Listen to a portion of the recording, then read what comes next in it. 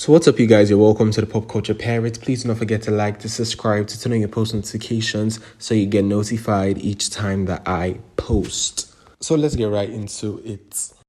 I think recently we discussed the insane price of the Cowboy Carter show and how a single Beyonce ticket was going for insane prices, almost 3 times as much as the recently concluded Renaissance show. Fans were complaining that a single ticket was going all the way up to $4,600, which is quite literally insane if you sit down to think about it. $4,600 for a single seat is insane. And it seems like the aftermath of the exorbitant prices that she's charging is the fact that shows are not selling out, especially in London. The shows are not looking good. The arenas, the stadiums, whatever, they are so far from full. And judging the fact that this is Beyonce and compared to even the Renaissance tour, you see that there is a decline in the ticket sales. And there's no way that the insane pricing of it does not have a role to play. So there was even a point where a very big pop culture page posted that, oh, the Ticketmaster is down because fans are crashing the website, rushing to purchase tickets for the Cowboy Carter show. And Ticketmaster responded to the tweet and said, no, our website is still up. Fans have not crashed the website. You can still go to purchase tickets and whatever.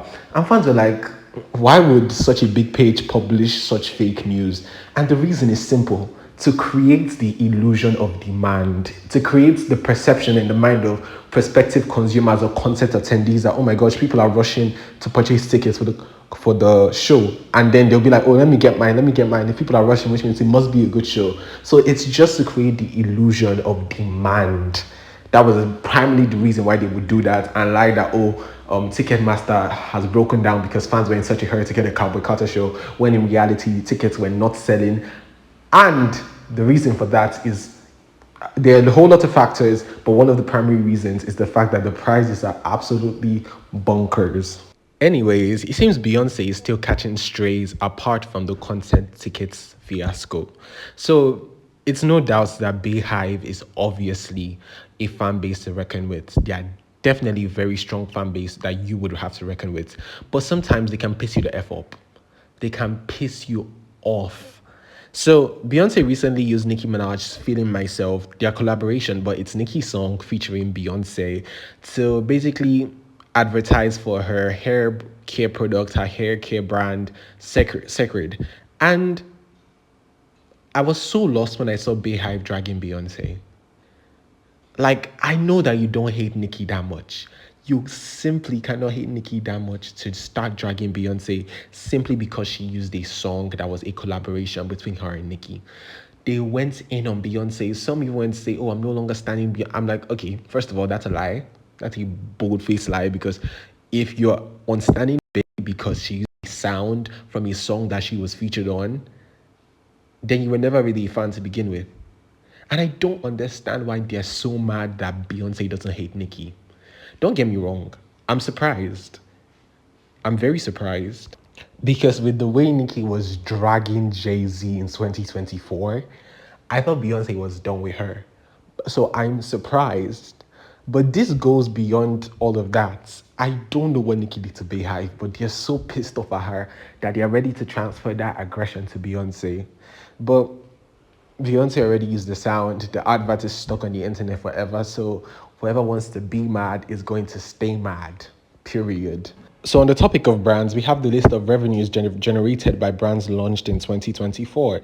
And we see Rihanna topping that list with Fenty Hair, generating over 73 million. We have Sacred at number 2 with 49 million. And you just know that Navy did not let Beyonce fans hear the end of it. They absolutely did not let them hear the end of it. And I could kind of see why, because if an artist who hasn't put out proper music in almost 10 years can put out a product and people are buying, it just goes to show you the level of influence.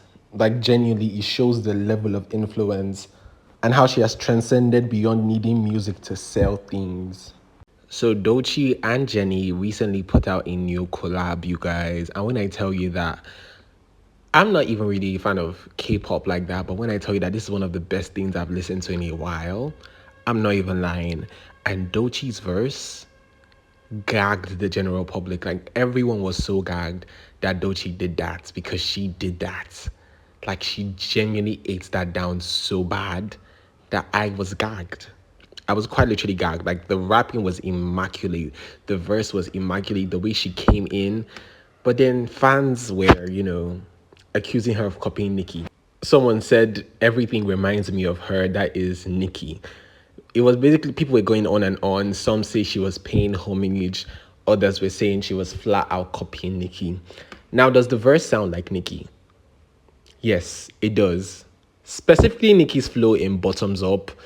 A lot of people were saying that Nicki should hide the key to her old verses up somewhere. But yes, it did sound like Bottoms Up, but it doesn't sound like it enough to generate all this controversy.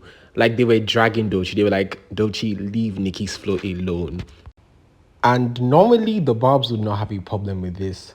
But it's obvious it's because Doechii has picked a side and it's not Nicki's side. Like, Doechii has unfollowed Nicki. Like, Doechii is not Nicki's friend.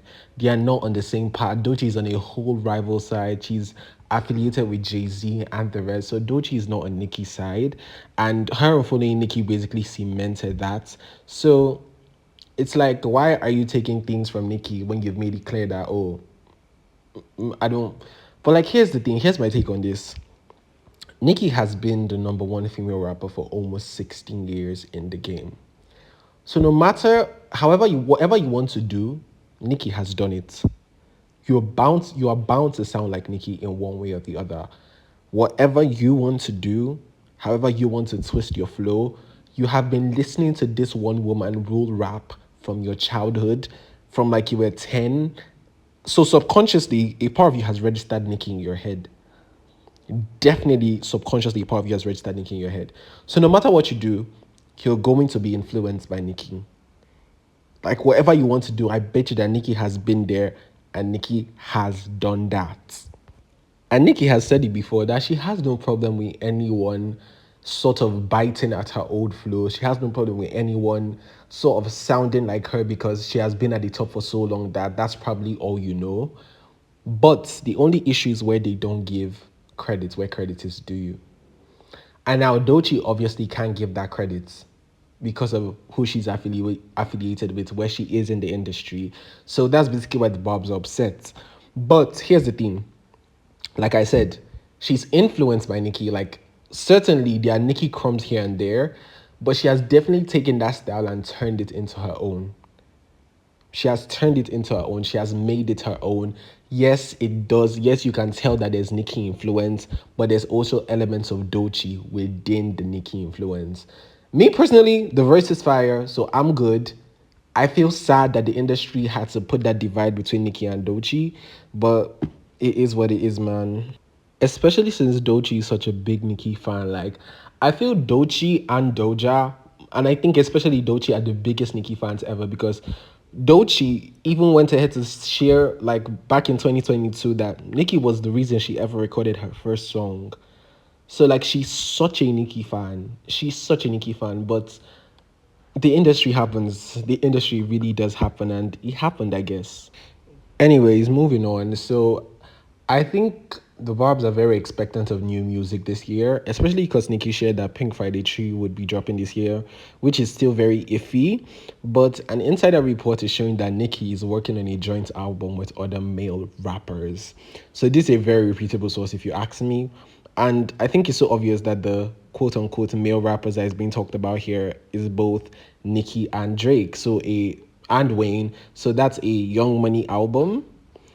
And I think at this point in Drake's career, that's really needed. Not even just for Nicki, for Drake. And one of the things that is making the Barbs believe that we might be getting a new Nicki album this year is the fact that after Drake dropped, Young Money tweeted this. That's one dropped, two to go. And if you know, you know that Wayne is dropping Carter VI in June. So Nicki is obviously the third person to go because they put the hashtag Big Three and everything. So we are expecting allegedly a collab album, a Young Money album, and then a proper Nicki album.